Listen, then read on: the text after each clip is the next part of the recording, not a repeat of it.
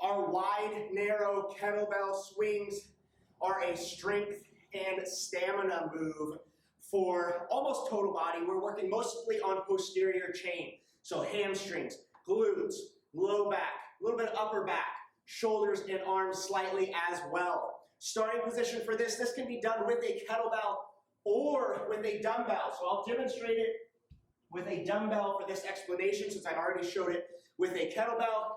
Starting position, you're going to grab either the top of that kettlebell, those horns, or you can hold the top of a dumbbell, just like this.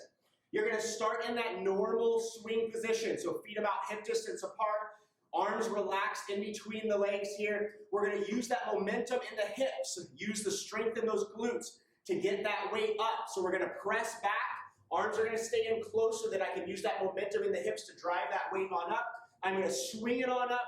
As it's coming up, I'm going to step my feet together. They're going to come together right about the time that my feet, or right about the time those dumbbells hit the portion of around shoulder to eye height, right in there. So right about here, my feet are together. I'm going to step back out as that kettlebell or dumbbell comes down, push the hips back, let those arms come down to the inside of my thighs, and then again, explode out of the bottom, use the hips to drive up. I'm going to step my feet together in the other direction, and then again, come back out as I come back down with the weight. So again, sped up. I'm coming up, stepping back out, back and forth here, using the momentum in the hips to drive that weight up. Common mistakes made on this, very similar to common mistakes made on a normal kettlebell or dumbbell swing, using the arms too much and not using the hips. So what that's going to look like is instead of driving with the hips like this, I'm using my arms as I'm swinging up here. So you'll notice very little hip movement here. I'm mainly focusing on pulling with my shoulders. That's what I don't want to do. I want to use the strength and momentum in those hips. So make sure those hips are coming back. We're powering the hips forward to drive that weight on up.